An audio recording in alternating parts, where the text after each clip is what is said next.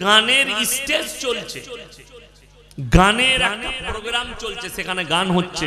ধর্ম যার যার, উৎসব সবার। এই জালটা মারাত্মক জাল। এই ভাষা যদি কেউ বলে কোন মুসলমান আর এটার উপরে বিশ্বাস আর আকীদা রাখে যে ধর্ম যার যার, উৎসব সবার, এটা ইসলাম বিরোধী কথা, রাসূল বিরোধী কথা, শরীয়ত বিরোধী কথা, কোরআন আর হাদিসের বিপক্ষে কথা। অনেক জনের মনে হবে তাইলে এটাতে তো মৌলী সাহেব আপনার কথায় সম্প্রীতি নষ্ট হবে। তুমি সম্প্রীতি বুঝতেই পারোনি। আমার আল্লাহ সম্প্রীতি কি দিয়েছেন, নবীজি কি বার্তা দিলেন সম্প্রীতি, এটা না বুঝার কারণে আমি দেখলাম আমাকে মুর্শিদাবাদের কিছু ছেলে, বীরভূম ডিস্ট্রিক্টের কিছু ছেলে আমাকে পাঠিয়েছে। দুটো ভিডিও এসেছে আমার কাছে।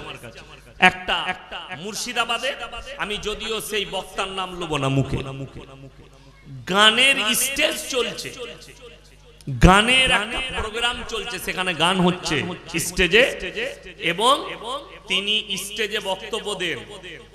নিজেকে হুজুর বলে দাবি করেন, নিজেকে মৌলবি বলে দাবি করেন, স্টেজে গিয়ে আমাদের মতো নসিহত করেন, অথচ সে সেই স্টেজে হাত গুটিয়ে দাঁড়িয়ে আছে একজন নারীর পাশে। কষ্ট পেলাম ফটোটা দেখার পরে। কেন বলতে চাইছি, এই মৌলবি ধর্ম যার যার, উৎসব সবার করতে চেয়েছে। জেনে রেখে দিবেন আল্লাহ রাসূলের হাদিস, আখরি জামানায় এক শ্রেণীর এমন মৌলবি বের হবে, হুজুর বের হবে, আল্লাহ তাদেরকে দিয়ে জাহান্নামের উদ্বোধন করবেন। এদের গিরেবানটা ধরে জাহান্নামে দেওয়া হবে। বীরভূম ডিস্ট্রিক্টের একজন, নামের আগে মুফতি, নামের শেষে পীর, বীরভূম ডিস্ট্রিক্টে, আর তার আগে জমিয়ত না কি আছে, তার পদে আছেন। দেখলাম তিনি একটা দীপাবলির উৎসবে গেছেন এবং মানুষকে বার্তা দিচ্ছেন যে আপনারা সবাই আজকে মায়ের আশীর্বাদ নেবেন, মায়ের আশীর্বাদে আপনারা ভালো থাকবেন, আপনারা ঠিক মতো মায়ের আশীর্বাদ নেন। আমি আপনাদেরকে বলে যাচ্ছি, সঙ্গে সঙ্গে সেই মুফতির ঈমান হারা হয়ে গেছে। সে যত বড়ই বাপের বেটা পীর হোক আর মুফতি হোক, একে ইস্তেগফার করতে হবে, একে কালমা পড়তে হবে। তার দলিল আমার কাছে একাধিক আছে। অবশ্যই এই ভারতবর্ষে রাইট আছে, ভারতবর্ষে আপনার সংবিধান হচ্ছে, ভারতে যতগুলো ধর্মের মানুষ আছে সবাই নিজের নিজের ধর্ম নির্দ্বিধায় পালন করবে, কোনো বাধা নেই, কেউ বাধা দিতে পারবে না, সবাই করবে। কিন্তু সম্প্রীতি কি, যারা বলছে ধর্ম যার যার, উৎসব সবার, আর এটার উপরে আমল করছে। আমি সেই গন্ড মূর্খ থেকে দাওয়াত দিচ্ছি। কুরবানির দিনে আমি আপনাকে দাওয়াত দিলাম, আপনার যতগুলো অমুসলিম বন্ধু ভাই আছে তাদেরকে তুমি বলতে পারবে যে ইয়াসিন সাহেবের বাড়িতে দাওয়াত, আমি একটা ষাঁড় জবাই করে দেব।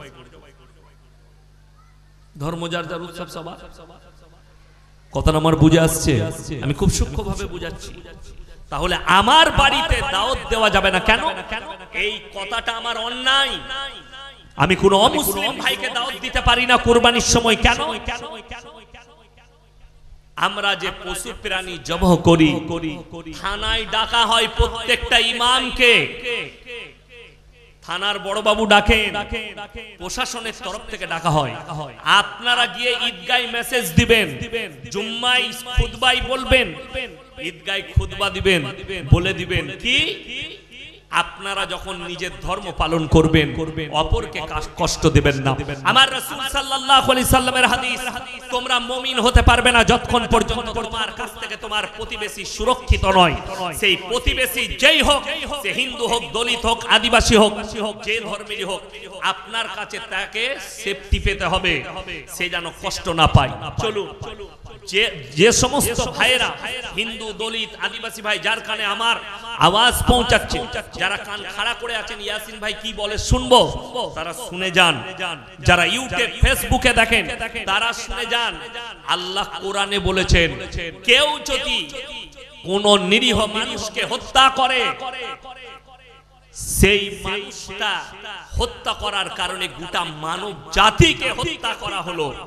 কেউ যদি কোনো মানুষের উপকার করে সে যেন গোটা মানব জাতির উপকার করলো। আমার রাসূল সাল্লাল্লাহু আলাইহি সাল্লাম বললেন, তোমরা দেখো না কোন জাতের, সে যে ধর্মেরই হোক, সে হিন্দু হোক, দলিত হোক, আদিবাসী হোক, খ্রিস্টান হোক, সে যদি ক্ষুধার্ত হয় খাবার দাও, বস্ত্রহীন হলে বস্ত্র দাও, বিপদে পড়লে পাশে দাঁড়াও। এটা হচ্ছে রাসূল সাল্লাল্লাহু আলাইহি ওয়াসাল্লামের আদর্শ। আপনি তার পাশে দাঁড়ান, সে বিপদে আছে। একটা হিন্দু ব্যক্তি, একটা দলিত ভাই তার মেয়ের বিয়ে দিতে পারছে না, আপনি টাকা দেন, নেকি পাবেন। কোন গরিবের ছেলে পড়তে পারছে না, তার ধর্ম নয়, তাকে বই কিনার টাকা দেন, আপনি নেকি পাবেন। তার মানে এটা নয় যে আপনি তার পাশে দাঁড়িয়েছেন, হেল্প করেছেন বলে আপনাকে পুজোর অনুষ্ঠানে দাওয়াত দেবে আর আপনি পুজোতে যাবেন। কোরআনে আছে লা ইলাহা ইল্লাল্লাহু ওয়া লা ইলাহা ইল্লা, তোমরা দুটো নৌকায় পা দিও না, দুটো নৌকায় পা দেয়া যাবে না। কোরআন শোনায়ার পরে লাউ কানা ফীহিমা আলিয়াতুন ইল্লাল্লাহু লাফাসাদাতা, আমি আল্লাহ ছাড়া পৃথিবীতে যদি আর একটা আল্লাহ হতো, পৃথিবীতে বিভ্রাট মারামারি সৃষ্টি হতো। এটা কোরআন।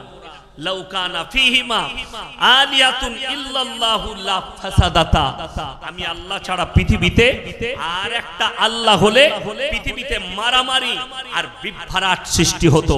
তাই আমি আল্লাহ ছাড়া পৃথিবীতে দ্বিতীয় কোনো সৃষ্টিকর্তা নেই, আল্লাহ ছাড়া কোনো মাবুদ নেই। চলুন, আল্লাহর কাছে নিকৃষ্ট তিনটে পাপ, তার মধ্যে মারাত্মক একটা পাপ হচ্ছে শিরকের পাপ। আল্লাহর কাছে জঘন্যতম, পৃথিবীতে যতগুলো অপরাধ আছে, পাপ আছে, গুনাহ আছে, সবথেকে নিকৃষ্টতম গুনাহ হচ্ছে শিরকের গুনাহ। কেউ যদি জিনা করে ফেলে, সে যদি ইস্তেগফার করে আমার আল্লাহ চাইলে ক্ষমা করে দিবেন। কেউ যদি চুরি করে, সে যদি আল্লাহর কাছে ক্ষমা চাই, আল্লাহ ইচ্ছা করলে ক্ষমা করবেন। কিন্তু ইন্না শিরকা লাযুলমুন আযীম, কেউ যদি জেনে বুঝে শিরক করে, জ্ঞান থাকতে শিরক করে, সেই গুনাহ আমি আল্লাহ কিন্তু ক্ষমা করব না। চলুন, আমাদের দেশের অনেক ভাই মনে মনে করছে, ওই জন্য এই গত পরশু আমার সঙ্গে ঝামেলা। কি ঝামেলা? জলসায় ঢুকে দেখছি মেলা বসিয়েছে, এত বড় মেলা, এত বড় মেলা, আর জলসার স্টেজে 50টা লোক, মেলাতে 5000 ছেলে আর মেয়ে। অত কষ্ট লাগলো আমার, আমি নিজেকে কন্ট্রোল করতে পারিনি। আমি কয়েকটা ভাষা ইউজ করেছি, হয়তো অনেক জনের গায়ে লাগছে ভাষাটা, যে ভাষাটা এরকম ইউজ করতে হতো না। আপনি ঠিকই বলেছেন, আমি যদি ভাষা এরকম ইউজ করেছি আপনার গায়ে লাগে, তো আপনি চিন্তা করুন আপনার মা বোন রাস্তায় গিয়ে জিনার কাজে লিপ্ত হচ্ছে, ওটা আপনাকে ভালো লাগে? আমি অন্যায় করেছি, দুটো ভাষা খারাপ ভাষা বলে ফেলেছি, এটা যদি অন্যায় হয়, তুমি প্রতিবাদ করছো না? তোমার পরিবারে, তোমার গ্রামে, তোমার জলসায় তোমরা কজন প্রতিবাদ করেছো? শুনে রেখে দাও, ইয়াসিনের একটা প্রতিবাদে যদি তোমাকে এই মুখের ভাষাটা যদি তোমাকে খারাপ লাগে, পতিতালয়টা যদি খারাপ লাগে, দেহ ব্যবসাটা যদি খারাপ লাগে, কেন বলেছি? আমাদের সমাজের লোক খালি মনে করে জিনা করা মানে খালি শারীরিক সম্পর্ক। কে বলল আপনাকে? হাতের জিনা, চোখের জিনা, কানের জিনা, নফসের জিনা, পায়ের জিনা, শারীরিক জিনা। যে ছেলেটা মেলায় ছেলে মেয়ে এক কাছে কুনো মারছে, হাতে করে চিমটি কাটছে, এগুলো হাতের জিনা। আর কেউ গ্যারান্টি দিতে পারবে যে মেলা বসাবো, ছেলে মেয়েরা সেখানে থাকবে আর কোনো মেয়েকে ছেড়খামি হবে না? আমার কাছে প্রমাণ আছে, আমি নাম করব না, কিন্তু জেলা হচ্ছে 24 পরগনা। আমি জলসায় গিয়েছিলাম, স্টেজ থেকে নেমে গাড়িতে চাপবো, একটা যুবককে 5টা কমিটির ছেলে ধরে পিটাচ্ছে। আমি বললাম মারছো কেন? বলে একটা মেয়েকে টানাটানি করেছে। আমি বলে হারামখোর, মেলা বসিয়ে তোর মা বোনকে রাস্তায় তুলবি, ও টানবে না তো কি করবে? ছাড় ওকে।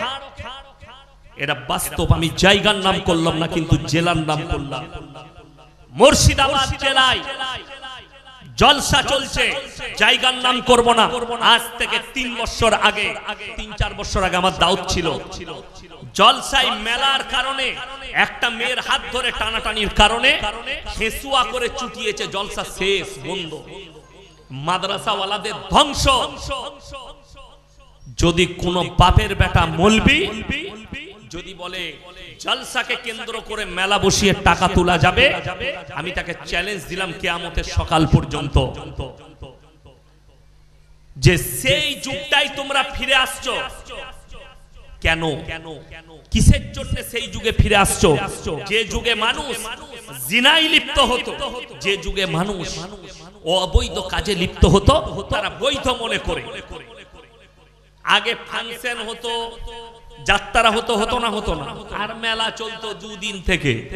এখন তো খালি তোমরা নামটা পাল্টি দিয়েছো, নাম দিয়েছো জলসা, আর কাজ হচ্ছে মেলা।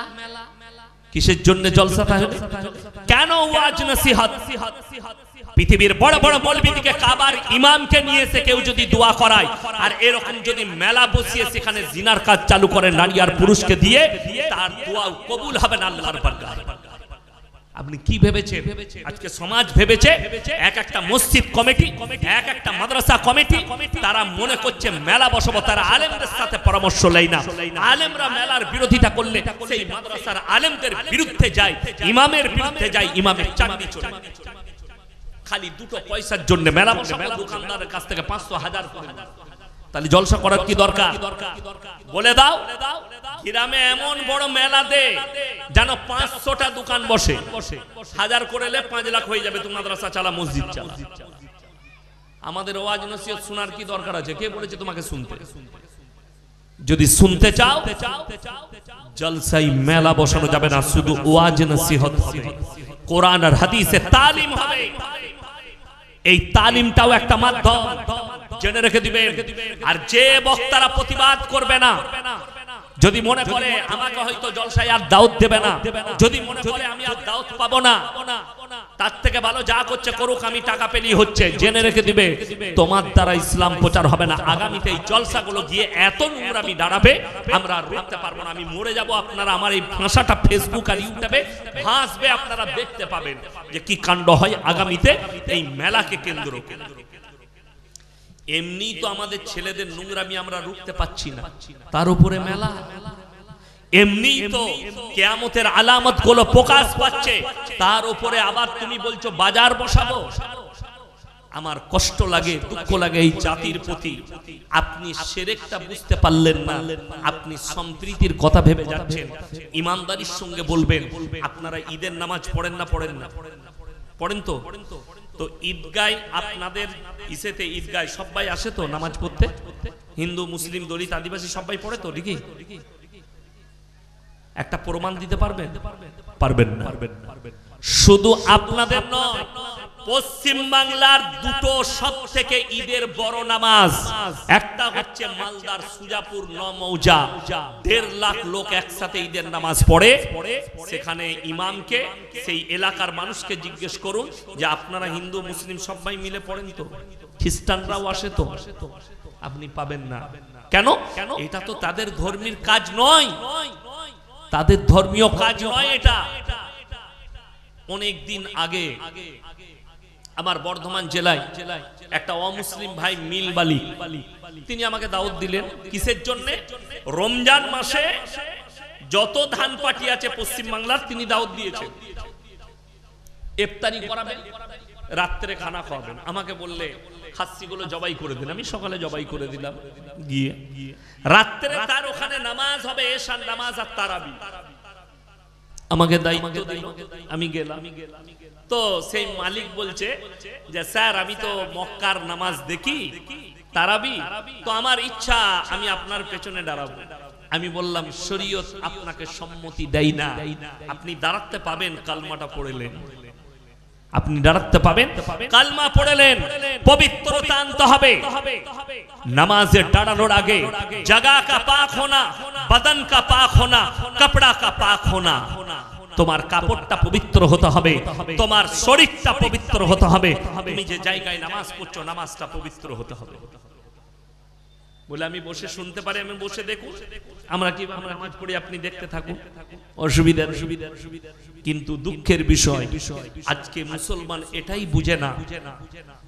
ইব্রাহিম আলাইহিস সালাতু ওয়াস সালাম তিনি তিনার আব্বা জানকে দাওয়াত দিয়েছেন কি বলে?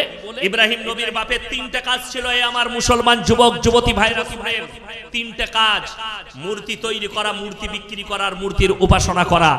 ইব্রাহিম আলাইহিস সালাতু ওয়াস সালাম নিজের আব্বা জানকে দাওয়াত দিলেন কি বলে?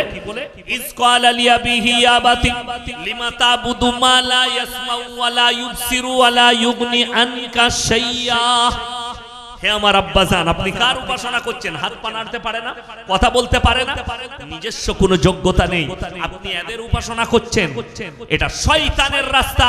আমার আল্লাহকে বিশ্বাস করুন, আমাকে নবী হিসাবে বিশ্বাস করুন।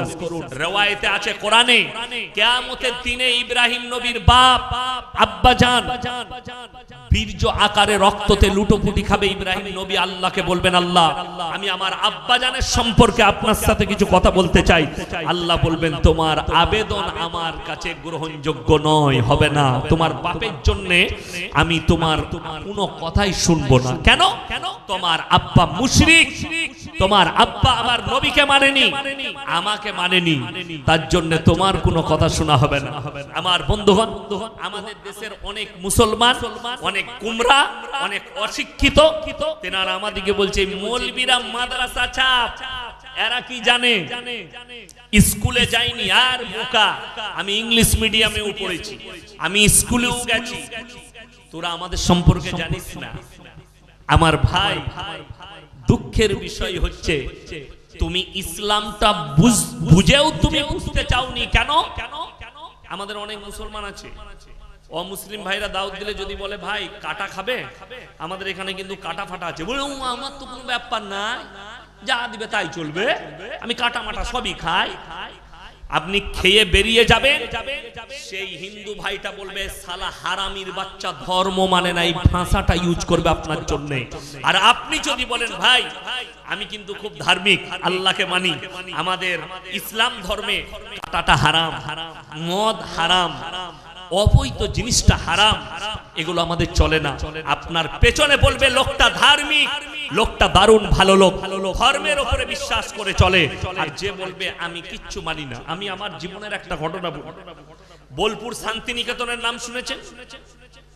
বীরভূম ডিস্ট্রিক্টে কবিগুরু রবীন্দ্রনাথ ঠাকুরের এলাকা, বিশ্বভারতী। একজন আমাকে দাওয়াত দিল, প্রফেসর, তার মেয়ের বিয়ে আমাদের বর্ধমানে থাকতো, বললে মলি সাহেব আপনাকে যেতেই হবে। যাব, কিন্তু আমি প্যান্ডেলে খাই না, আমাকে বাড়িতে খাওয়াতে হবে, বলে তাই খাও।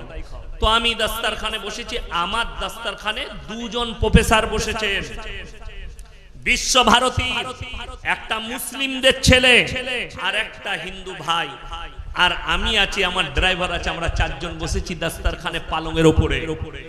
সেই মুসলিম যুবকটা কি বলছে শুনেলেন? প্রফেসরটা গর্ব করে, মানে আমাকে ইনসাল্ট করে বলছে, মলি সাহেব আমি মুসলমান, কিন্তু আমি গরু, ছাগল, শুয়োর, কুকুর সব খাই। আমি বললাম তোমাকে কে বললে মুসলমান? বলে তবে আমি, তোমাকে কুকুর বলা যাবে, শুয়োর বলা যাবে, হারামখোর বলা যাবে, হারামের আওলাদ বলা যাবে, মুসলমান বলা যাবে না। সে মাল আর ভাত খেলো না, উঠে পালিয়ে গেল। আমাকে বলে এটা গুণা মুসলমান। আমি গুণা, বিশ্বাস করুন। সে যখন উঠে বেরিয়ে গেল, সেই হিন্দু ভাই প্রফেসর আমাকে বলছে, স্যার কিছু মনে করবেন না, ওটা হারামির বাচ্চা, ধর্ম মানে না, এই ভাষাটা আমাকে বলল।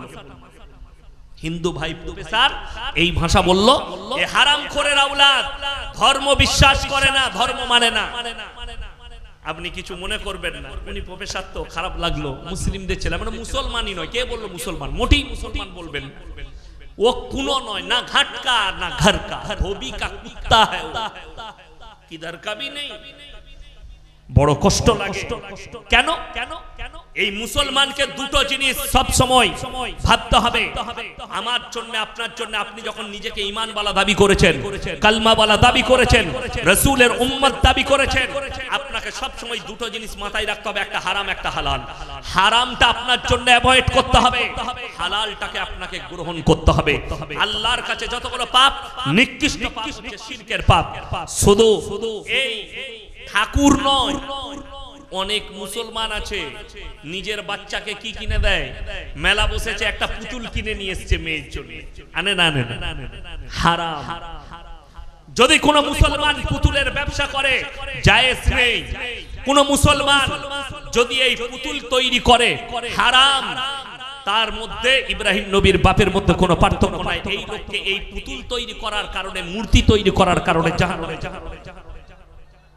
অনেক মুর্শিদাবাদের ছেলে আছে ফোন করে কেরালা থেকে, হুজুর আমি একটা বাড়িতে কাজ করছি, আমাকে ওখানে একটা সিমেন্ট দিয়ে ঠাকুর তৈরি করতে হবে, করা যাবে? আমরা হারাম, করা যাবে না তোমার জন্য। তুমি বলে দাও আপনারা অন্য মিস্ত্রিরে করুন, এটা আমার পক্ষে সম্ভব নয়, করা যাবে না, জায়েজ নেই। কেন? ইব্রাহিম নবীর বাপের অপরাধ তো ওই তিনটেই, তৈরি করা, বিক্রি করা, তার উপাসনা করা, এই তিনটা অপরাধ। আজকে বড় কষ্ট লাগে। শুধু এটা নয়, আমি হুগলি ডিস্ট্রিক্টে এক জায়গায় জলসা করতে গেছি, জায়গাটার নাম হচ্ছে 10 ঘরা, বর্ধমান জেলা শেষ, হুগলি শুরু। জলসায় স্টেজে গেলাম, এ আপনাদের কি স্টেজ, কয়েক লাখ টাকা দিয়ে প্যান্ডেল করেছে, একদম লম্বা, সাজা পূজার ঝাড়বাতি, দারুণ। স্টেজে গেলাম, স্টেজের পাশে একটা বড় গাছ, গাছটা চলে গেছে ওপর দিকে, চারিদিকে প্যান্ডেল, গাছের গোড়ায় মাটির ঘোড়া রাখা আছে, আগরবাতি আছে, মোমবাতি আছে, আর একটা চাদর লেপটানো আছে। আমি স্টেজে গিয়ে বললাম, বাবা আপনাদের এখানে হিন্দু মুসলিম ভাইদের মধ্যে খুব মহব্বত গো, তোমরা খুব ভালো মানুষ। বলে কেন হুজুর? বলে এখানে ওনারা পুজো পাঠ করে, তোমরা এখানে জলসা করছো। বলছে হুজুর ওটা আমাদের। মানে তোরা কি করিস? বললে ওখানে বুড়ো পীর সাহেব আছে, যা পুজো কর। বাস্তব বলছি, সত্য ঘটনা। দুঃখের বিষয়, আপনি একটা অমুসলিম ভাই মাটির মূর্তি তৈরি করে উপাসনা করলে সেটা যদি শিরক হয়, গাছের গোড়ায় ঘোড়া রেখে সিজদা দিলে এটা কি করে শরীয়ত হতে পারে? তোমার বিবেককে জিজ্ঞেস করো। খুব কষ্টের সঙ্গে বলছি, আমি ইয়াসিন এখন বেঁচে আছি না নাই কথা বলছি, যখন আমার মধ্যে প্রাণ আছে না নেই? প্রাণ আছে। এখন যদি আমাকে সভাপতি সাহেব বলে, ইয়াসিন বাবু আমাকে 100 টাকা দাও, আমি পকেট থেকে বার করে দিতে পারবো না? পারবো না বাবা? পারবো তো? আচ্ছা আমি যদি মারা যাই আর ইনি যদি চাই, দিতে পারবো? পারবো না। দুঃখটা ওই জায়গায়। আপনি এটা বুঝতে পারছেন, একটা মুসলমান এটা বুঝতে পারছে যে তার বাপ বেঁচে থাকতে যা চাইতো তাই পেতো, বাপটা মারা গেই চার দিবার ক্ষমতা নেই, তাইলে আমি মারা গেলে আমার কবরে কি করে ভালো মন্দ চাস? কথাটা এইটাই। আমি বেঁচে থাকতে তোকে টাকা দিতে পারিনি, মরে যাওয়ার পরে আমার ক্ষমতা শেষ, আমি তোমাকে কিছুই দিতে পারবো না। তাহলে একটা মুসলমান কবরে গিয়ে কি করে ভালো মন্দ চাই? একটা মুসলমান একটা মৌলবীর কবরে কি করে ভালো মন্দ চাই? সেখানে কি করে সিজদা দিতে পারে? আল্লাহর কসম, আল্লাহর কাছে নিকৃষ্ট পাপ। যারা হাজী সাহেব আছে, যারা মক্কা গেছেন, যারা মদিনা গেছেন, তারা জানেন মক্কা থেকে মদিনা 470 কিলোমিটার রাস্তা, একটা মাজার পাবেন না। আমার বাড়ি থেকে আপনাদের এখানে 200 কিলোমিটার রাস্তা, 200,000-এর বেশি রাস্তায় মাজার পড়ে আছে। দুঃখ ওইটাই, বড় কষ্ট লাগে। যদি বলেন মক্কা মদিনায় কি আল্লাহর ওলি নাই? আল্লাহর কসম করে বলছি, পৃথিবীর সব থেকে দামি ব্যক্তিরা জান্নাতুল বাকিতে শুয়ে আছেন। পৃথিবীর সব থেকে দামি ব্যক্তি, উহুদের প্রান্তরে 70 জন সাহাবীর কবর, যারা যুদ্ধের ময়দানে শহীদ হয়েছেন। সেখানে এমন একজন সাহাবী শুয়ে আছেন, আল্লাহ রাসূল সাল্লাল্লাহু আলাইহি সাল্লামের চাচা যান হযরত আমির হামজা রাদিয়াল্লাহু তাআলা আনহু। উহুদের প্রান্তরে লোহার ব্যারিকেড দিয়ে ঘেরা আছে 70 জন সাহাবীর কবর। তাদের কবরে চাদর চড়ানো নেই। আর আমাদের দেশের মূর্খরা টেনার চাদর নিয়ে গিয়ে পাথর চাপড়িতে চড়িয়ে আসছে। আমাদের দেশের মূর্খরা, শুনে যান, 3টে জায়গা ছাড়া কোন জায়গায় নেকির উদ্দেশ্যে সফর করা যাবে না। Number 1 Mecca, number 2 Medina, number 3 বাইতুল মাকদাস। এই 3টে ছাড়া তিনটে জায়গা ছাড়া কোনো জায়গায় নেকির উদ্দেশ্যে সফর করা যাবে না। কেউ যদি নিয়ত করে আমি দিল্লিতে যাব, ওখান থেকে আজমিরে গিয়ে সেখানে বাবার মাজারে সিজদা দিয়ে আসবো কিংবা জিয়ারত করে আসবো, শরীয়ত সম্মত নয়। কেউ যদি নিয়ত করে আমি জুম্মার নামাজটা পাথর চাপড়িতে পড়বো, জায়েজ নেই। নেকি তো পাবেনই না, ঘুরিয়ে গুনাহ হবে। কেন? এই তিনটে জায়গা ছাড়া কোনো জায়গায় সফর করা যাবে না। আমাদের দেশে এখন আমরা অনেকে বলি মক্কা শরীফ, বলে না বলে না, কিন্তু জানেন বিহার শরীফ, আজমি শরীফ, বাগদাদ শরীফ, সব মাজারগুলোকে শরীফ করে দিয়েছে। কষ্টটা ওই জায়গায়। আপনি দেখুন অনেকজন মুর্শিদাবাদে, বর্ধমানে, বীরভূমে, পশ্চিম বাংলায় অনেকজন নিজের গাড়ির উপরে লিখে রেখেছে দাতা বাবার দান। একদম হারাম ভাষা, শিরকি ভাষা। অনেকজন রেখে রেখে দিয়েছে KGN। KGN মানে জানেন কি? কি আপনারা জানেন না? লরির উপরে লেখা থাকে মুসলিমদের খাজা গরিব নওয়াজ। কষ্টটা একটাই।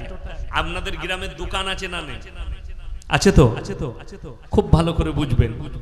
এরপর আপনার চাচার দোকান আছে, চানাচুরের, বিস্কুটের, সাবানের ইত্যাদি ইত্যাদি মাল লেগেছে। আপনি সকালবেলায় উঠে বাজার করবেন, সাবান নেবেন, সার্ফ নেবেন, তেল নেবেন। আপনি আপনার চাচার দোকান ছেড়ে নরেনের দোকানে কিনতে গেছেন।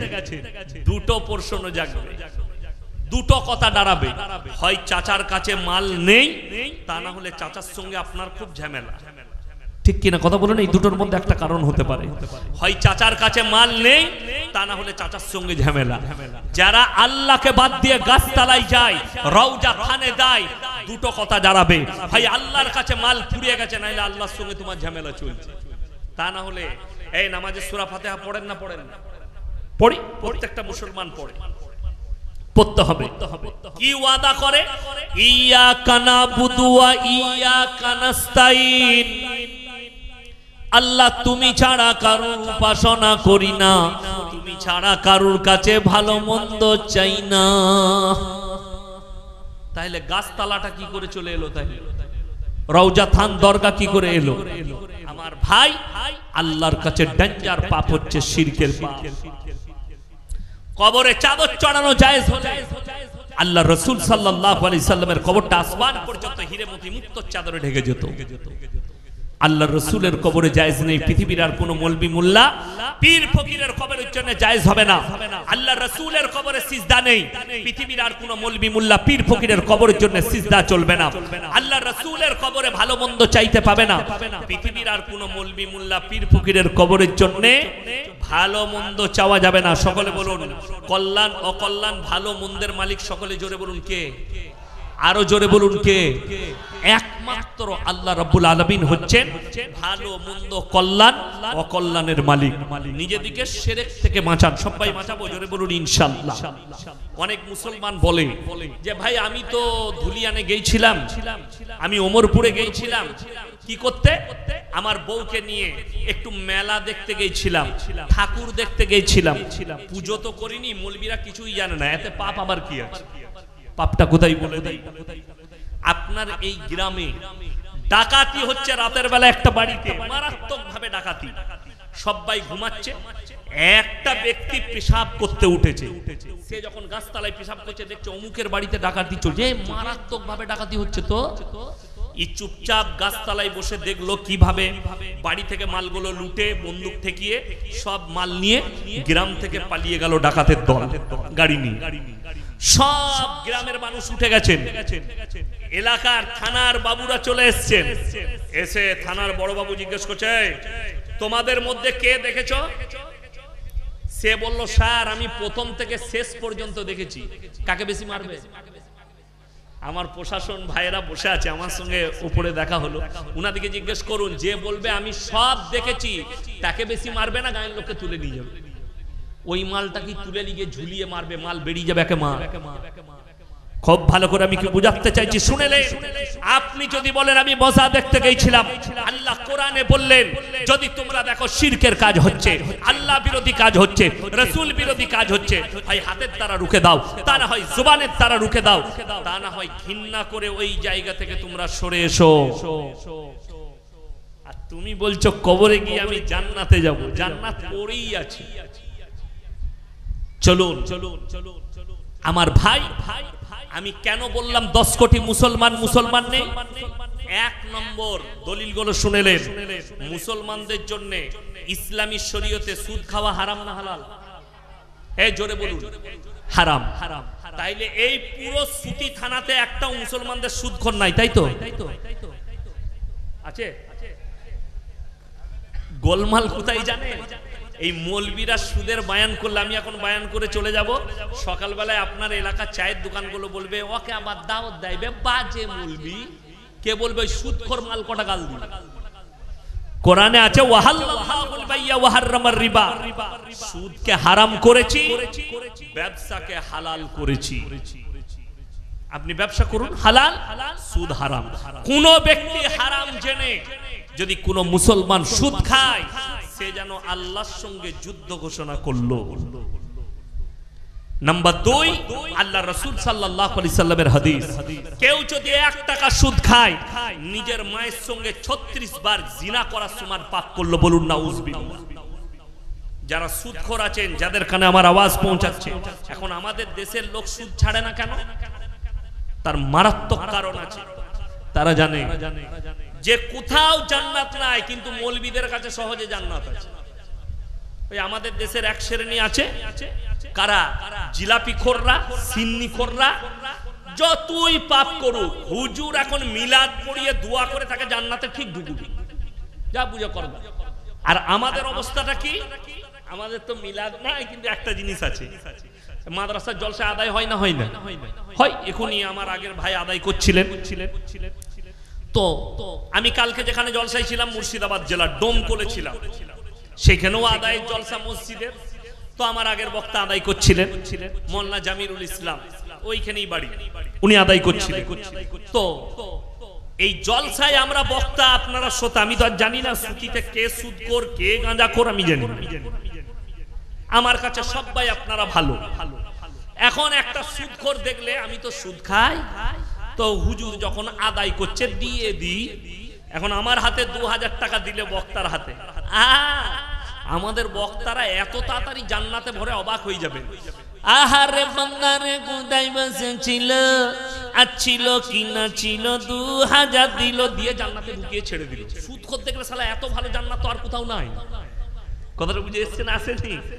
সুদখোর দেখলে জান্নাতের দারুল লাইন। এরকম জলসাই যাবো আর 2000 করে দেবো, জান্নাত কটা লিবি না, সব জান্নাতের দরজাগুলো দখল করলু আমি। নাউজুবিল্লাহ। তুমি সুদ খেয়ে জান্নাতে যাবে, এটা 1 নম্বর বললাম।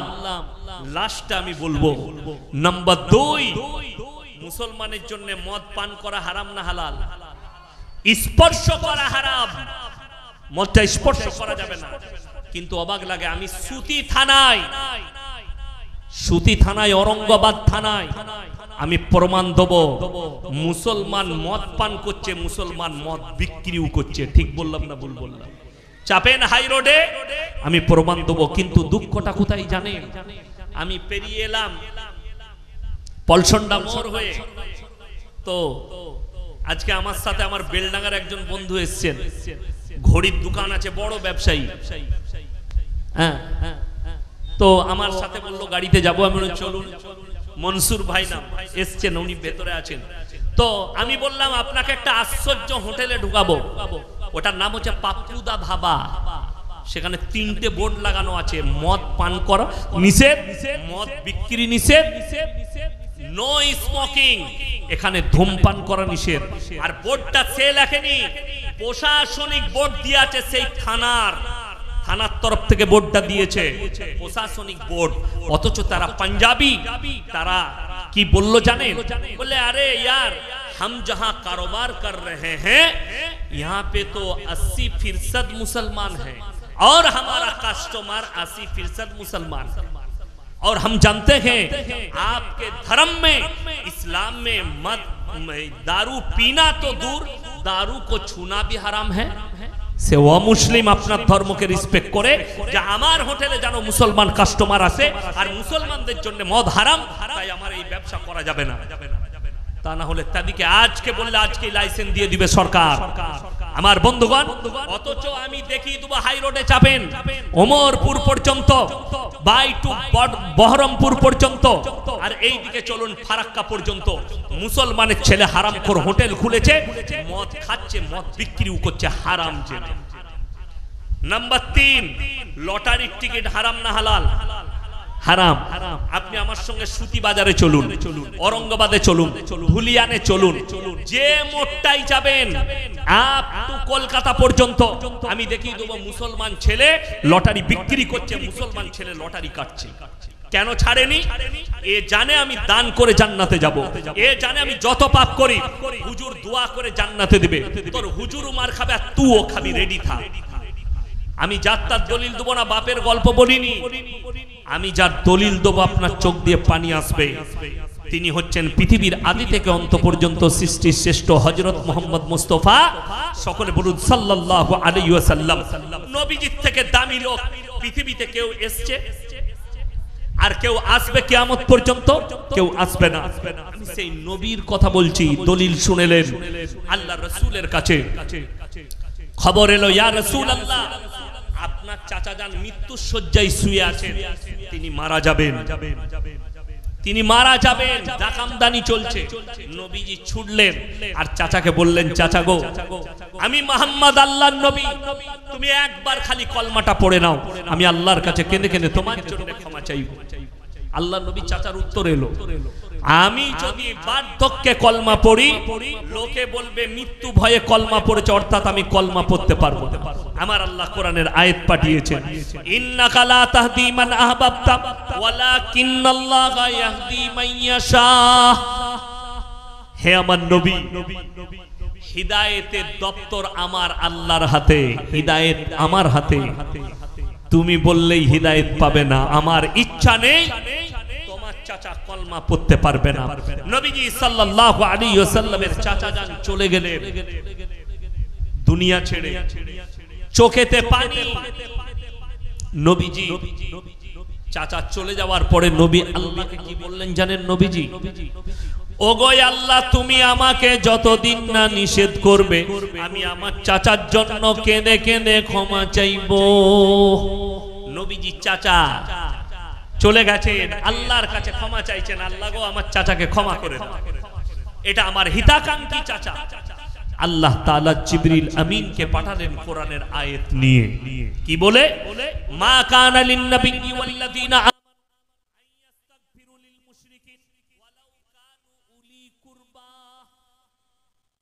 নবী এবং মুমিন, তোমরা দুজন শোনো, যারা মুশরিক হয়ে বদদিন হয়ে মারা গেছে, বেঈমান কাফের হয়ে মারা গেছে, তাদের জন্য দোয়া করতে পাবে না যদিও তারা নিকটতম আত্মীয়। নবীজির হাত নেমে গেল। আর আপনি ভাবছেন আপনার বাপ তাহাজ্জুদ গুজার, আপনার বাপ হাজী সাহেব, আমার বাপ পরেজগার, আমার মা তাহাজ্জুদ গুজার, আর আমি মদের ভাটিতে জীবন কাটাবো, আমি গাঁজার ভাটিতে জীবন কাটাবো, আমি আমার জীবনটা হারামের উপরে অতিবাহিত করব, সুদের উপরে।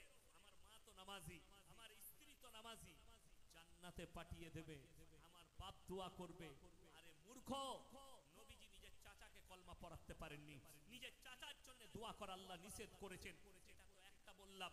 দ্বিতীয় নম্বর, পৃথিবীর বুকে যতগুলো নবী পয়গম্বর আল্লাহ পাঠিয়েছেন, সব থেকে বেশি যিনি দাওয়াতের মেহনত করেছেন, তাবলীগ করেছেন, তার নাম হচ্ছে হযরতে নূহ নবী। তারপরেও মুষ্টিগত লোক ঈমান এনেছে, মুষ্টিগত লোক, কিছু লোক ঈমান এনেছে। দুঃখের বিষয়, বেদনার বিষয় আমার ভাই, এই মুষ্টিগত লোক যখন ঈমান এনেছে, তার নিজের সন্তান কিনান, তার পরিবার, তার গোত্রের মানুষ, তারা বললে শোনো, তোমার আল্লাহকে আমরা বিশ্বাস করব। নূহ নবী বিনীত অনুরোধ চালালেন, আমি বিনীত অনুরোধ করছি, হে আমার সম্প্রদায়, হে আমার সন্তান, তোমরা আমার আল্লাহকে বিশ্বাস করো না, আল্লাহ তোমাদেরকে কঠিন আযাবে মুবতালা করবে। তার সন্তান কিনান বলে তোমার আল্লাহ কি আযাব দিতে পারে? বলে আমার আল্লাহ মুষলধারার বৃষ্টি দিয়ে তোমাদেরকে বন্যায় ডুবিয়ে দেবে। সঙ্গে সঙ্গে চ্যালেঞ্জ ছুড়ল আল্লাহকে, কে? তার ছেলেকে না। তোমার আল্লাহকে বলে দাও, তোমার আল্লাহ যদি বন্যা দেয় এমন উঁচু জায়গায় চেপে যাব যেখানে তোমার আল্লাহর পানি পৌঁছাবে না। বলুন নাউযুবিল্লাহ। এত বড় চ্যালেঞ্জ। আল্লাহ বললেন, হে আমার নূহ, তুমি যে নৌকা তৈরি করেছো, যেটা আমি হুকুম দিয়েছি, নৌকায় চেপে যাও। যারা বিশ্বাস এনেছে তাদেরকে নাও, জোড়া জোড়া জীবজন্তু পশু পক্ষী নিয়ে নাও। এরপরে আমার আযাবের জন্য ইন্তজার করো। মুষলধারার বৃষ্টি। মুফাসসিরিনরা লিখছেন, মুহাদ্দিসিনরা লিখছেন যে পৃথিবীর বুকে অত বড় প্রলয় ঘটেনি। সমুদ্রের পানিকে আল্লাহ মিনিমাম 1200 থেকে 1250 ফুট উপরে তুলে দিয়েছিলেন। গোটা পৃথিবী ডুবে গেছে। নূহ নবী নৌকার উপরে, তার কম মারা যাচ্ছে, চোখেতে দেখতে পাচ্ছেন আমার সন্তান কিনান যেন ডুবে মারা যাচ্ছে। নূহ নবী থাকতে না পেরে আল্লাহর কাছে কি দোয়া করলেন? যে কোনো হালতে রাস্তায় আছেন, নামাজ পড়েন। আমার একজন বন্ধু আছেন পুলিশ অফিসার, আমি তাকে জিজ্ঞেস করলাম, ভাই নামাজ পড়েন? তিনি বললেন, হুজুর মাঝে মাঝে ছাড়া যায়, কিন্তু আমি তো চেষ্টা করি নামাজটা আদায় করা। থানার বড় বাবু, কোন থানার বলবো না, আমার খুব কাছের মানুষ, আমাদের বর্ধমান জেলাতেই পোস্টিং আছেন, বীরভূমে বাড়ি। নামাজ পড়েন, রমজান মাসে রোজা রাখেন। আমি রমজান মাসে তিনি ফোন করে ডাকেন, যাকাতের পয়সা দেয় আমাকে, আমাদের মাদ্রাসার জন্য। আমার ভাই, আপনাদেরকে অনুরোধ করে বলছি, নামাজ জিন্দেগিতে ছাড়বেন না। নামাজ কেমন জিনিস, কেমন ইবাদত আল্লাহ রেখেছেন। ইন্নাস সালাতা তানহা আনিল ফাহশাই ওয়াল মুনকার। নিশ্চয় নামাজ এমন একটা ইবাদত, মানুষ যখন যদি নামাজি হয় তাকে অশ্লীল কাজ থেকে সরিয়ে নামাজ তাদেরকে ভালো কাজের দিকে নিয়ে যায়। আমার বন্ধুগণ, ওই জন্য অনুরোধ করছি, কোন ভাই নামাজ ছাড়বেন না। এক নম্বর শিরকের পাপ। দ্বিতীয় নম্বর, ওয়ালা তাকতুলু আওলাদাকুম খাশিয়াতা ইমলাক নাহনু নারযুকুহুম ওয়া ইয়্যাকুম। আল্লাহর কাছে নিকৃষ্ট পাপের মধ্যে দ্বিতীয় নম্বর পাপ, যারা রুজির মালিক আল্লাহকে বিশ্বাস করে না আর পেটের বাচ্চাকে যারা হত্যা করে, সন্তানকে। কিসের ভয়ে? আমি ছেলেকে কি করে মানুষ করব, আমার সন্তান কি করে মানুষ হবে, এই ভয়ে যারা পেটের বাচ্চাকে হত্যা করে। সকলে বলুন, রুজির মালিককে একমাত্র আল্লাহ। এইটা যাদের বিশ্বাস নেই তাদেরকে একটা কথা মারাত্মক ভাবে মাথায় রাখতে হবে। আমি আজকে দলিল দিয়ে যাচ্ছি, শিক্ষিত জ্ঞানী গুণী ব্যক্তি আপনারা শুনে যান। আমরা সকালবেলায় উঠে যদি রান্না বান্না না করি, আমাদের স্ত্রী যদি আমরা বাজার করে এনে দিই আর স্ত্রী যদি রান্না বান্না না করে, খাবার পাবেন তো? খাবার পাওয়া যাবে? যাবে না। আল্লাহ তাআলা পৃথিবীর যতগুলো মাখলুক আছে, যতগুলো সৃষ্টি আছে, একমাত্র মানুষই এমন একটা সৃষ্টি যাকে ইনকাম করতে হয়, পরিশ্রম করে খাবার খেতে হয়। সকালবেলায় ফজরের নামাজ পড়ে উঠে গাছের গোড়ায় বসে একবার গাছের দিকে তাকিয়ে দেখেন, একটা পাখি, তাকে পরিশ্রম করতে হয় না, বিনা পরিশ্রমে রুজি দান করছে। আরো একটু আগে চলুন, পৃথিবীর বিজ্ঞান বলছে, বৈজ্ঞানিকরা বলছেন, সমুদ্রের তলে 3 ভাগ প্রাণী আছে, 1 ভাগ স্থলে। সমুদ্রের তলে যতগুলো প্রাণী আছে সব থেকে বড় প্রাণীর নাম হচ্ছে নীল তিমি। 24 ঘন্টার ভেতরে বিজ্ঞান বলছে 100 কুইন্টাল খাবার খায়। কে রুজি দান করে? আমার আল্লাহ। 3 ভাগ প্রাণীকে আমার আল্লাহ রুজি দান করে। স্থলে যতগুলো প্রাণী আছে সকলকে আমার আল্লাহ রুজি দান করে। জঙ্গলের একটা হাতি 24 ঘন্টার ভেতরে 10 কুইন্টাল খাবার খায়, 1 টন খাবার খায়। আমি আল্লাহ রুজি দান করি। গোটা পৃথিবীর ছোট থেকে ছোট একটা পিঁপড়ে থেকে পিঁপড়ে সকলের রুজির মালিক, সকলে বলুন কে? আল্লাহ। তাইলে মানুষের কেন বিশ্বাস হয় না? আমার পেটের, আমার স্ত্রীর পেটে যে জন্ম নিবে তার রুজির মালিক, সকলে বলুন কে? আল্লাহ। আচ্ছা বলুন তো, কোন ব্যক্তি ধরে নেন 250 গ্রাম 500 চালের ভাত খায়, তার 2টো বেটা হয়েছে, দিয়ে সেই বেটাগুলো অর্ধেক খেয়ে নেয়, সে অতটাই খায়। তারা যেটা খাচ্ছে নিজের মাপা রুজিতে খাচ্ছে। ওই জন্য প্রত্যেকটা ডাক্তারখানায়, ওষুধ দোকানে, ডাক্তার গাইনিক ডাক্তারের চেম্বারে লেখা থাকে এখানে ভ্রূণ নষ্ট করা হয় না, পেটের বাচ্চা হত্যা করা হয় না, দণ্ডনীয় অপরাধ। আপনি অবাক হবেন, অনেক মুসলমান, আমাদের কিছু হাতুড়ে ডাক্তার আছে গ্রামগঞ্জে, মানুষ গিয়ে তাদেরকে বলে ভাই আমার বইয়ের পেটে না ভুল করে ছেলে চলে এসছে, ওষুধ দাও না, নষ্ট করে দেবো। আমি একটু আগে শোনালাম, কোন পৃথিবীর মানুষকে, নিরীহ মানুষকে কেউ যদি হত্যা করে, মানব জাতিকে হত্যা করার সমান, গোটা মানব জাতিকে হত্যা করা হবে। আল্লাহ নিষেধ করেছেন। আর তুমি তোমার সন্তানকে হত্যা করবে, আমার আল্লাহ ছেড়ে দিবে? অনেকজন মনে করে রক্ত পানি হয়ে নেমে গেল, রক্ত চেম্বারে চলে গেল, নদ নদী নালায় চলে গেল, পৃথিবীর কেউ জানে না, কেউ দেখতে পাইনি, আমার ইমাম জানে না, আমার পরিবার জানে না, শুধুমাত্র আমরা স্বামী স্ত্রী। তারা কান খুলে শুনেলেন, বাড়িতে মানে কোরআন থাকলে খুলবেন, সূরা আল ইমরান প্রথম পৃষ্ঠা, ইন্নাল্লাহা লা ইয়াখফা আলাইহি শাইউন ফিল আরদি ওয়ালা ফিস সামা। আসমান আর জমিনের মধ্যে যা কিছু আছে কোন জিনিসটা আমার আল্লাহর কাছে গোপন নেই। আমার বন্ধুগণ, আমার ভাই, আগে চলুন। আল্লাহ রাসূল সাল্লাল্লাহু আলাইহি সাল্লামকে 1400 বছর আগে বেঈমান আর কাফেররা এই প্রশ্নই করেছে, হে আল্লাহর নবী, আপনি মানুষকে বলছেন আল্লাহ কিয়ামতের দিনে আবার দাঁড় করাবেন, কেমন করে দাঁড় করাবে? আমরা মাটির সাথে মিশে যাই, কেউ আমরা পানির সাথে মিশে যাই, কেউ ছাই হয়ে উড়ে যায়, আল্লাহ কেমন করে দাঁড় করাবেন? আমার আল্লাহ রাব্বুল আলামিন সঙ্গে সঙ্গে কোরআনে কসম খেলেন, জিবরিল আমিনকে পাঠালেন, লা উকসিমু বিয়াউমিল কিয়ামা, আমি আল্লাহ কসম খাচ্ছি কিয়ামতের দিনের, ওয়ালা উকসিমু বিন-নাফসিল লাওয়ামা, আর আমি কসম খাচ্ছি ওই সমস্ত আত্মার, আয়াহসাবুল ইনসানু আল্লান নাজমা ইদামা ওয়ালা কাদিরিনা আলা নুসাউইয়া বানানা বাল ইউরিদুল ইনসানু লিয়াফজুরা আমামা। হে আমার নবী বলে দাও, পৃথিবীর মানুষকে বলে দাও, যারা বলছে আল্লাহ কেমন করে মানুষকে দাঁড় করাবে, তাদেরকে শুনিয়ে দাও, মানুষের শুধু আকৃতি নয়, হাত পা নাক কান গলা নয়, তাদের হাতেতে আঙ্গুলেতে যে লাকির গুলো দাগ গুলো আছে, আমি এইভাবেই পরিপূর্ণ করে দাঁড় করাতে সক্ষম। ইমাম বুখারী রাহমাতুল্লাহ আলাইহি বুখারী শরীফের ব্যাখ্যা এনেছে যে যারা নিজের সন্তানকে কতল করেছে, মায়েরা শুনেন, ভাইয়েরা, তারা যেন আল্লাহর কাছে ক্ষমা চাইবে। ক্ষমার এখতিয়ার একমাত্র আল্লাহর হাতে, তবে ক্ষমার রাস্তা শরীয়তে নাই। যেহেতু তুমি নিরীহ একটা বাচ্চাকে হত্যা করেছো, এইগুলোকে আল্লাহ দাঁড় করাবেন, আর তারাই সাক্ষী দিবে, আল্লাহ পাপিষ্ট মা বাপ যারা মায়ের গর্ভে আমাকে হত্যা করেছে, তারা সাক্ষী দেবে, সেই দিনে তোমার জন্য জাহান্নাম ছাড়া আর কোনো রাস্তা থাকবে না। নাম্বার 3, আল্লাহর কাছে নিকৃষ্ট পাপ, ওয়ালা তাকরাবুজ জিনা ইন্নাহু কানা ফাহিশা ওয়া সাআ সাবিলা। ব্যভিচার করা তো অনেক দূরের কথা, যে রাস্তায় ব্যভিচার হয় সেই রাস্তার ধারে পাশে যাতায়াত করো।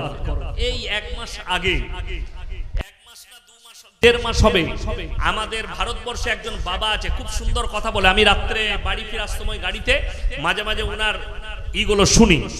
তার কাছে অনেক লোক এসে বলে বাবা মেরা ইয়ে হুয়া, তো উনি পরামর্শ দেন, ধার্মিক পরামর্শ। হিন্দু ভাইদের বাবা, খুব সুন্দর কথা বলে, আমাকে খুব ভালো লাগে।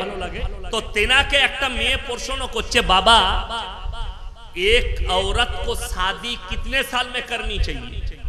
बाबा बोलचे 18 साल हो गया, 19-20 साल में कर लो। तो बोलचे क्यों बाबा, अगर कोई 25 साल 30 साल में करेगी तो क्या बात है? तो बोले अरे देखो, 5 जगह 4 जगह मुंह मार के आती है और 1 जगह शादी करते हैं, इसीलिए इनके घर नहीं टिकते, टूट जाते हैं, शादी टूट जाती है।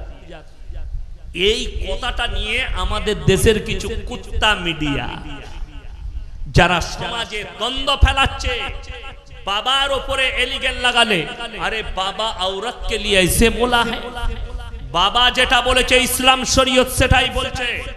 যতগুলো নবী পয়গম্বর এসেছেন সকলের একটা সুন্নত, সকলের সুন্নত, সেটা হচ্ছে উপযুক্ত বয়সে বিবাহ করে নাও।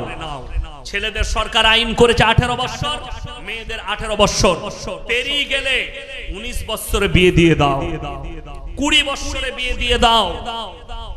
কেন? সরকারের আইন হচ্ছে 18 বছর, কিন্তু একটা ছেলে ক বছরে বালিগ হয়? কথা বলেন না।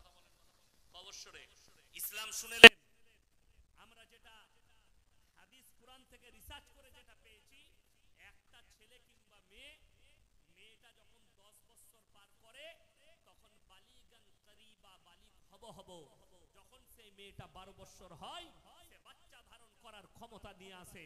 একটা ছেলে 11 বছর যখন ঢুকে বালিগান করিবা, যখন 12 বছর হয় তখন বালিগ হয়ে যায়, বাচ্চা ধারণ করার ক্ষমতা নিয়ে আসে। একটা ঘটনা 1 সপ্তাহ আগেকার বাংলাদেশে, একটা 12 বছরের সন্তান, তার হাতে বড় লোকের ছেলে বাপ একটা মোবাইল কিনে দিয়েছে দামি। ক বছর আগে? যখন তার 10 বছর তার হাতে দিয়েছে। এই ছেলেটা একটা ফেসবুকে আইডি খুলেছে। আইডি খোলার পরে 1 বছর আগে মোচ ফোচ লাগিয়ে একটা ছবি তৈরি করেছে নিজে, দিয়ে ফেসবুকে লাগিয়েছে। এখন ওই ফটোটা দেখে এক 22 বছরের ভদ্র মহিলা, তার স্বামী আছে, সে এখন ওকে ফ্রেন্ডশিপ পাঠিয়েছে। এখন ফোনেতে ওদের প্রেম চলতে লাগলো। 1 বছর প্রেম করার পরে মেয়েটাকে বলেছে হ্যাঁ আমি তোমাকে বিয়ে করব। মেয়েটা এখন ঠিকানা দিয়েছে, খুঁজে এখন ছেলেটার বাড়িতে এসে দেখছে ছেলেটা 12 বছরের ছেলে। কথাটা বুঝতে পারেন? 12 বছরের, আর ওর বয়স হচ্ছে 22 বছর। আমার ভাই, ইসলাম ইজ দ্য সেফটি। ইসলাম হচ্ছে সেফটি ধর্ম। যেখানে বাবা আছেন শুনেলেন, অনেকজন বলে আমি আমার সন্তানকে মহব্বত করি, মেয়েকে ভালোবাসি। আমার কলিজার টুকরা আমার ছোট মেয়ে ইফতিজা পারভিন, যেদিন থেকে 7 বছর নয় 5 বছর বয়স হয়েছে, তাকে আর আমার পাশে শুয়াই না, বিছানা আলাদা করে দাও। মেয়েদের বয়স যদি 7 বছর হয় বাপের কাছ থেকে বিছানা আলাদা করে দাও। মহব্বত জায়েজ, যতই কলিজার টুকরার মহব্বত করো, কিন্তু বিছানা বাপের কাছ থেকে আলাদা হবে। মায়েরা শুনেলেন, বেটাকে তুমি জান দিয়ে ভালোবাসো, কিন্তু সন্তানের বয়স 7 বছর পেরুলেই মায়ের কাছ থেকে বিছানা আলাদা করে দিতে হবে। এটা শরীয়ত বললাম। তা না হলে মোবাইল খুলে দেখলেন মা বেটাতে বিয়ে করছে। আজ থেকে 5 বছর আগে লন্ডনের সুপ্রিম কোর্টে কেস দাঁড়িয়েছে, বাপ আর বিটি বিয়ে করতে চেয়েছে। কেস যখন গেছে, জজ জিজ্ঞেস করছে তুমি কি করতে বিয়ে করতে চাও? বলে আমার এই মেয়ের বয়স যখন 5 বছর, এর মা মারা গেছে, আমি আর কোনো বিয়ে করিনি, একে আমি নিজের কাছে নিজের মতো করে মানুষ করেছি। আমরা এক বিছানায় শুতে শুতে কখন জানি না আমরা শারীরিক সম্পর্কে জড়িয়ে গেছি। বলুন নাউজুবিল্লাহ। ওই জন্য ইসলাম সেফটি করেছে না, এটা হতে পারে না। আল্লাহর কাছে নিকৃষ্ট পাপের মধ্যে 3 নম্বর পাপ হচ্ছে ওয়ালা তাকরাবুজ জিনা ইন্নাহু কানা ফাহিশা ওয়া সাআ সাবিলা। ব্যভিচার করা তো দূরের কথা, যে রাস্তায় ব্যভিচার হয় সে রাস্তার ধারে পাশে তোমরা যাতায়াত করবে না। আমি অনেক সময় পুরুলিয়া ডিস্ট্রিক্ট যাই জলসা করতে, ধানবাদ যাই, কখনো কখনো চন্দন কিয়ারি, ধানবাদ, কাঁটা, জামশেদপুরের কাজ পর্যন্ত আমি জলসা করতে যাই। তো পুরুলিয়া ডিস্ট্রিক্ট যেতে গেলে আমার বর্ধমান জেলায় একটা টাউন পড়ে আসানসোল, এখন পশ্চিম বর্ধমান। ওই টাউনের ভেতরে একটা জায়গার নাম হচ্ছে নিয়ামতপুর, লচিপুর, যেখানে পতিতালয় আছে, দেহ ব্যবসার আড্ডাখানা আছে। 2 কিলোমিটার রাস্তার জন্য আমি 15 কিলোমিটার আমার ড্রাইভারকে বলি ঘুরাও, ওই ভেতর দিয়ে যাওয়া যাবে না। কেন? কোরআনের প্রতি আমল করতে হবে, ওই রাস্তায় যাওয়া যাবে না। আমার বন্ধুগণ, আমার ভাই, আল্লাহ নিষেধ করেছেন কোরআনে। কিয়ামতের আলামতের মধ্যে মারাত্মক আলামত শুনেলেন, যেগুলো ছোট আলামত প্রকাশ পেয়েছে। নাম্বার 1, আল্লাহর ঘর মসজিদ, তার ভেতরে যখন দুনিয়াদারির কথা চলবে জানবে যে কিয়ামত কাছে এসেছে। নাম্বার 2, রাস্তাঘাটে নারী আর পুরুষ যখন গাধার মতো জিনা করতে লাগবে, আল্লাহর নবী সাহাবীরা বললেন ইয়া রাসূলুল্লাহ, এমনও কি যুগ আসবে রাস্তাঘাটে গাধার মতো জিনা করবে? নবীজি বললেন অবশ্যই এরকম দিন আসবে। যাদের কাছে ফেসবুক আছে, মোবাইল আছে, টুইটার আছে, দেখলেন খুলে ভারতবর্ষের দামি দামি লোক রাস্তার উপরে সিন তৈরি করছে, রাস্তার উপরে গাধার মতো জিনা করছে। এইটাই হচ্ছে কিয়ামতের আলামত। নাম্বার 3, নারীরা পোশাক পরবে, তারপরেও তারা ন্যাংটো অবস্থায় থাকবে। নাম্বার 4, মিথ্যা প্রশ্রয় পাবে, সত্য বিলীন হয়ে যাবে। নাম্বার 5, মূর্খ অশিক্ষিতরা নেতৃত্ব দিবে সমাজের, আর শিক্ষিতরা চুপচাপ বসে দেখবে। এটা হচ্ছে কিয়ামতের 5টা আলামত বললাম। আগে চলুন, ইসলামী শরিয়া এত সুন্দর, জেনে রেখে দিবেন এই দেশটার নাম হচ্ছে ভারতবর্ষ। এখানে পুলিশ প্রশাসন আছে, আইন আছে, কোর্টের ব্যবস্থা আছে, এই ভারতের সংবিধান আছে।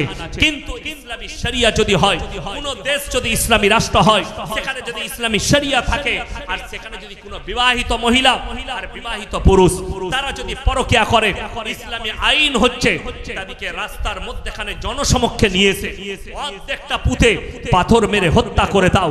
কোন অবিবাহিত ছেলে অবিবাহিত মেয়ে তারা যদি পরকিয়া করে, তারা যদি ধরা পড়ে যায়, তাদেরকে জনসমক্ষে নিয়ে এসে 100টা কুড়া মারো, ইস্তেগফার করাও। কেউ যদি ধর্ষণ করে, ইসলামী শরিয়া বলছে তাকে জনসমক্ষে নিয়ে এসে তার মুন্ডু ছেদ করে হত্যা করে দাও।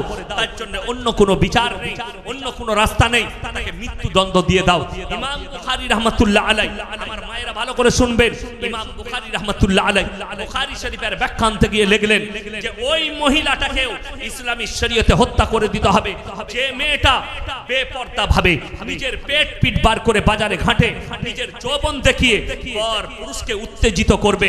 ইসলামী শরিয়া যদি হয়, ইসলামী আইনে ওই মহিলাটাকেও পাথর মেরে হত্যা করতে হবে। ওই জন্য কোরআনে ইসলামে নারীদের পর্দা ফরজ করা হয়েছে। হে নারী, তুমি পর্দা নির্ধারিত করো। তোমরা কোনোদিন ধর্ষিত হবে না, তোমরা কোনোদিন লাঞ্ছিত হবে না।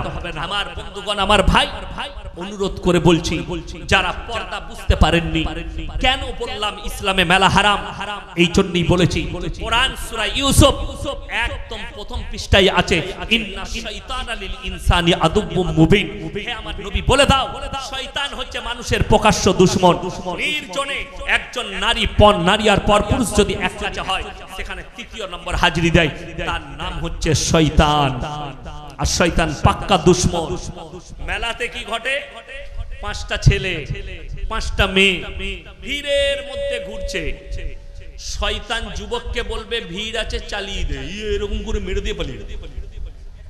ঠিক বললাম না? বলবো। আর আমাদের সমাজে একটা কথা আছে, হাসি তো ফাঁসি। কেউ যদি হাসে, ফেসে গেল, যা বুঝে কর। এখন তো কষ্টটা ওইটাই। আজ মুসলমান যদি জিনাটা বুঝতো, হারাম আর হালালটা বুঝতো, তাহলে নিজের বিটিকে, আপনাদেরকে বলে দিই পর্দা কি। একটা পালস চকলেটের দাম কত বাবা? তাড়াতাড়ি বলুন।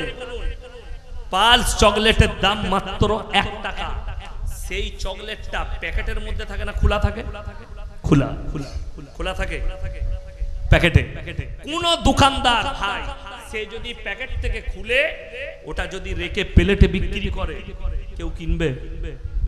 কেন? ধুলো পড়ে গেছে, মাছি বসেছে, এটাই আমার ক্ষতি হবে, আপনি খাবেন না ওই চকলেট।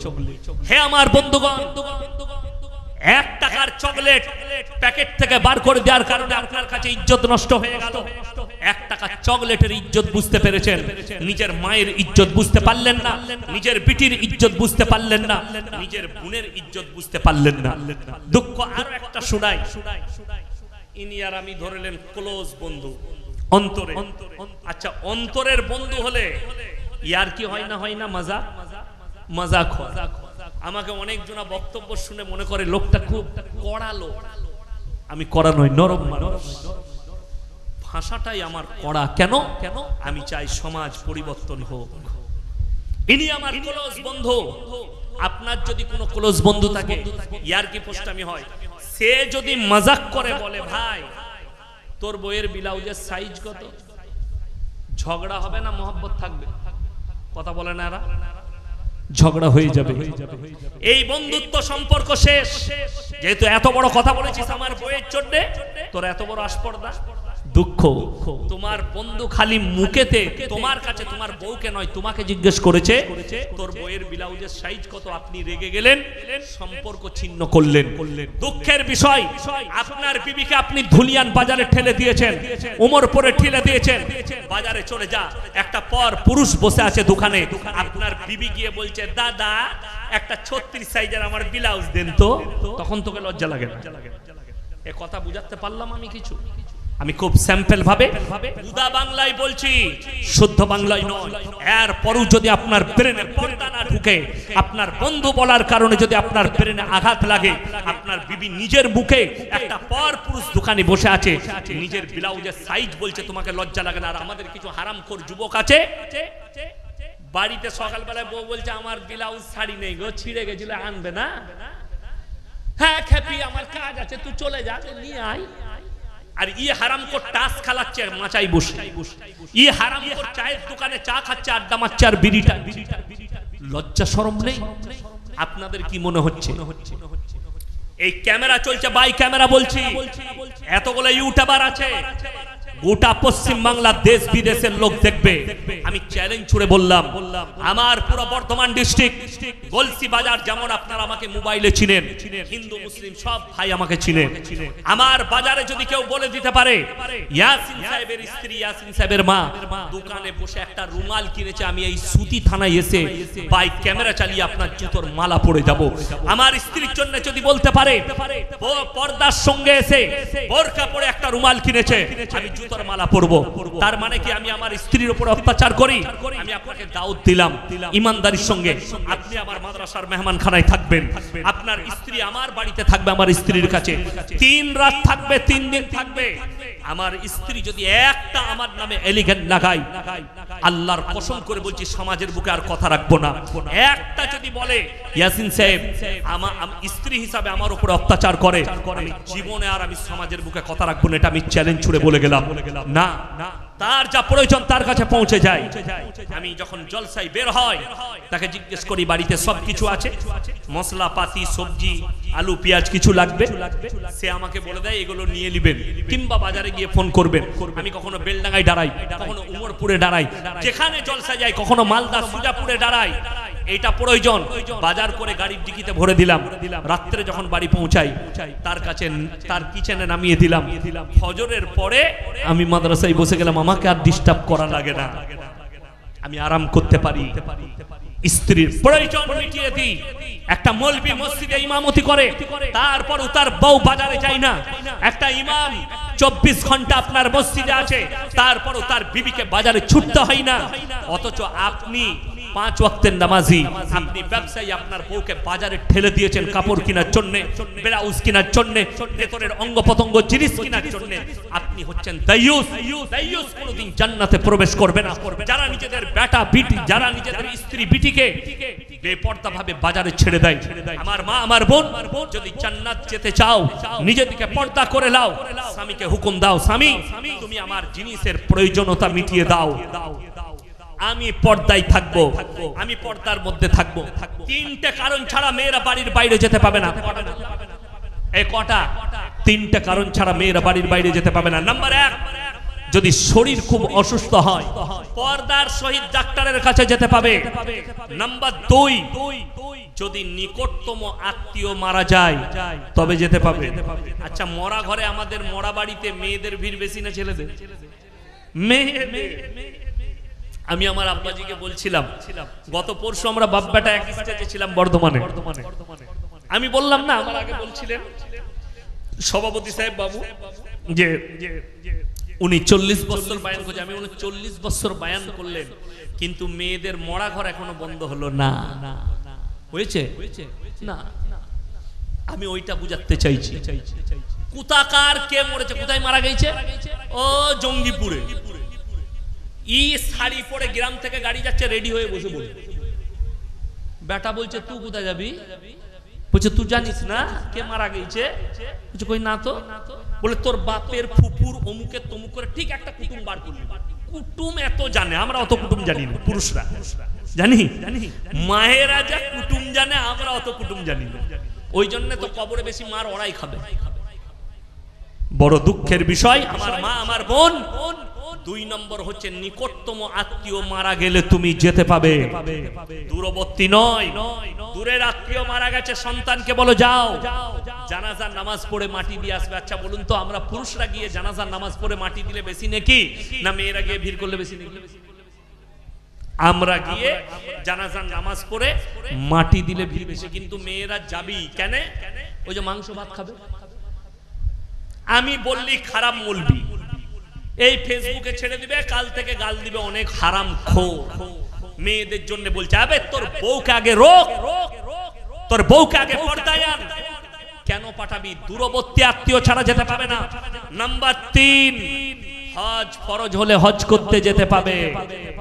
এই 3টে কারণ ছাড়া কোন বাপের বেটা মৌলবি যদি বাজারে যাওয়া দেখাতে পারে, কোন বাপের বেটা মৌলবি যদি মেলা ঘোরা দেখাতে পারে, আমি মৌলবি শওকতের বেটা ইয়াসিন জীবনে আর সমাজের বুকে কথা রাখবো না, চ্যালেঞ্জ দিলাম। অথচ যাচ্ছে, সে যেতে পারে। একজন মৌলবি বলছে গ্রামে দোকান হয়, তো দোকানে মেয়েরা বাজার করতে যায়। আমি বললাম, তোর মতো দাইয়ুস মৌলবি তোর বউ বাজারে যাই বলে এটা শরীয়ত দোষী নাকি? শরীয়তে নিষেধ আছে। তোর বউকে পাঠাচ্ছিস, সেটা তুই দাইয়ুস, তুমি অপরাধী, ইসলামের জন্য দায়ী নয়। আমার বন্ধুগণ, আমার ভাই, একটা কলা ছিলে বিক্রি করলে কেউ কিনবে না। আপনি বুঝেছেন যে কলাটা ঢাকা থাকলে তার ইজ্জত বেশি, ছিলে দিলে ইজ্জত শেষ। আপনি আপনার বিবির ইজ্জত বুঝতে পারেননি, আপনার মায়ের ইজ্জত বুঝতে পারেননি। অনেক নেমো হারাম বাংলাদেশে একটা দল বেরিয়েছে, হিজবুত তাওহীদ, তাদের ইমামের নাম হচ্ছে সেলিম। এই হারামখোর আর এক দলের কিছু হারামখোর মহিলা তারা যোগদান করেছে, বেপরদাভাবে পুরুষদের সামনে কথা রাখছে, বেপরদাভাবে পুরুষদের সামনে বক্তব্য রাখছে। আর এরা বলছে এই দেশের মৌলবীরা এরা রুখে দিয়েছে। কেন? মেয়েরা কোনো কাজ করতে পাবে না, মেয়েরা কিছু করতে পাবে না, মেয়েরা বাজারে যেতে পাবে না, মেয়েরা ব্যবসা করতে পাবে না। অথচ নবীর এবং সাহাবীর বিবিরা ব্যবসা করেছেন। আচ্ছা, নবীর এবং সাহাবীর বিবিরা ব্যবসা করেছেন, এটা সত্য না মিথ্যা বাবা? কথা বলেন। নবীজি এবং সাহাবীর বিবিরা ব্যবসা করেছেন, এটা সত্য কথা না মিথ্যা কথা? আপনারা জানেন না? ওই জন্যই তো বললাম 90% মুসলমান নামাজ পড়ে না। আপনি ইলম হাসিল করেননি। এই কথাটা, হাদিসটা সত্য। আল্লাহর নবীর বিবি, প্রথম বিবি হযরতে খাদিজাতুল কুবরা রাদিয়াল্লাহু তাআলা আনহা, আরব দুনিয়ার সবথেকে বড় ব্যবসায়ী ছিলেন মহিলাদের মধ্যে। সাহাবীদের বিবিরাও ব্যবসা করেছে। কতদিন? যতদিন পর্যন্ত পর্দা ফরজ হয়নি। যেদিন থেকে পর্দা ফরজ হয়েছে, সহিহ হাদিসের মধ্যে আছে, একজন নবী এবং সাহাবীর বিবিরা পায়ের নখটা পর্যন্ত হুজরাখানা থেকে বার করেনি। জোরে বলুন সুবহানাল্লাহ। এরপর শেষ আমলটাই গ্রহণযোগ্য হয়।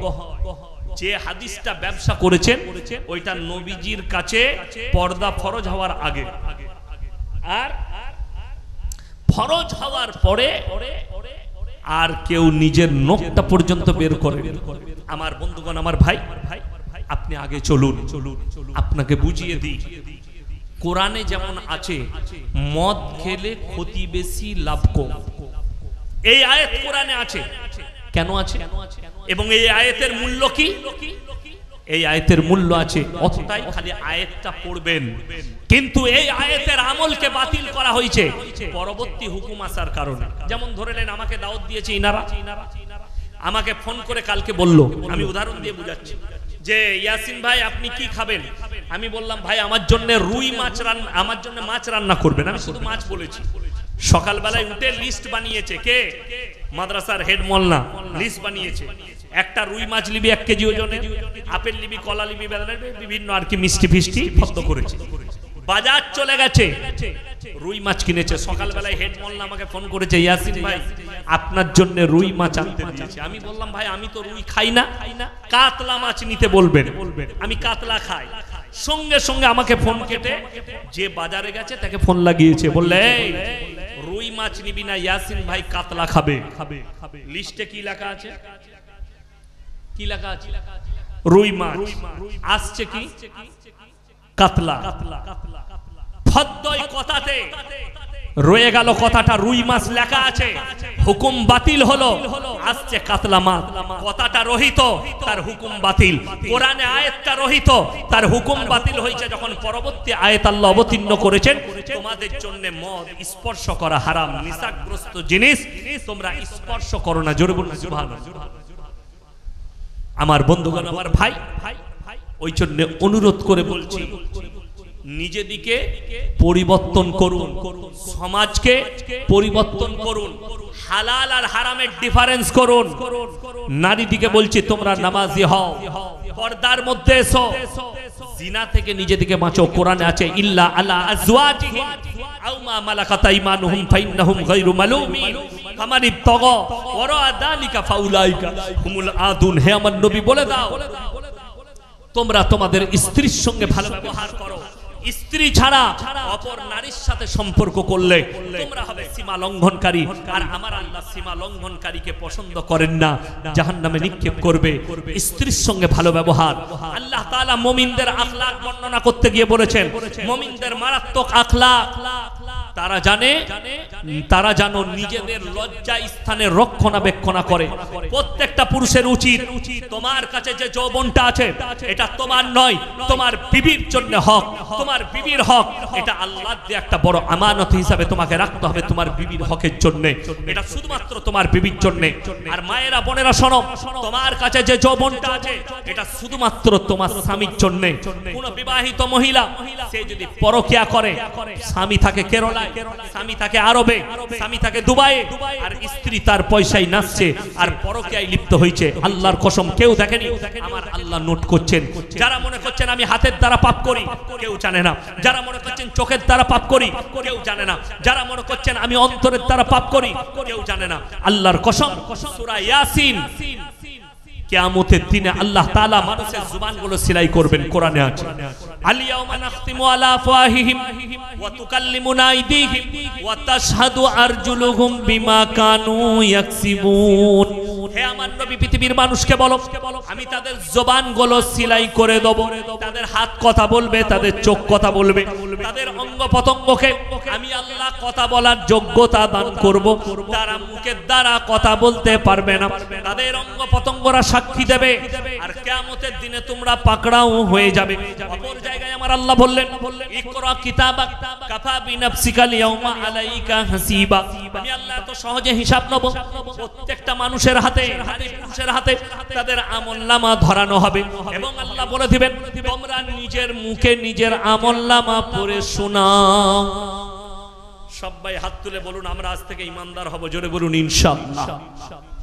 ইমানের উপরে টিকুন। এরপরে লাস্টে বলবো তিনটে ব্যক্তি যদি আপনাদের কাছে কোনোদিন হাত পাতে তার হাতকে ফিরাবেন না। এই তিনটে ব্যক্তি দোয়াকে আল্লাহর সঙ্গে সঙ্গে কবুল করেন। তিনজন কে কে? ওয়া আতিদাল কুরবা হাক্কাহু ওয়াল মিসকিন ওয়াবনাস সাবিলি ওয়ালা তুবাদ্দির তাবদীরা ইন্নাল মুবাদ্দিরিনা কানু ইখওয়ানাশ শায়াতিন ওয়া কানাশ শাইতানু লিরাব্বিহি কাফুরা। হে আমার নবী বলে দাও যারা অপব্যয় করে ইন্নাল মুবাদ্দিরিনা কানু ইখওয়ানাশ শায়াতিন, হালাল টাকা ইনকাম করা টাকা আপনি সেই টাকা যদি লটারিতে খরচ করেন, গান বাজনায়, ইসলাম বিরোধী মদ গাঁজা নারী ইসলাম বিরোধী কাজে খরচ করেন, তারা হচ্ছে শয়তানের ভাই। শয়তান জাহান্নামে যাবে। যারা অপব্যয় করবে জেনে শুনে তারাও জাহান্নামে প্রবেশ করবে। আমার বন্ধুগণ, এক নম্বর হচ্ছে ওয়া আতিদাল কুরবা। তোমার কাছের গরিব যদি তোমার কাছে হাত পাতে তার হাতকে জীবনে ফিরিও না। কেন? এই কাছের গরিব যে আছে তুমি সব সময় ভাববে 1 টাকা যদি দিতে পারেন আল্লাহর কাছে কাঁদবেন, আল্লাহ তুমি আমাকে দেনেওয়ালা বানিয়েছো, আমাকে হাত পাতনাওয়ালা বানাওনি। ওয়াল ইয়াতামা ওয়াল মাসাকিন, এতিম আর মিসকিন যদি হাত পাতে তাদের হাতকে ফিরিও না। ওয়াবনাস সাবিলি ওয়ালা তুবাদ্দির তাবদীরা, আর মুসাফির যদি হাত পাতে তাদের হাতকে ফিরিও না। আমার বন্ধুগণ, আমি আপনাদের কাছে আজকের এই মজমায় সবথেকে বড় মুসাফির। 200 কিলোমিটার রাস্তা অতিক্রম করে এলাম, আবার আমি অতটাই যাব।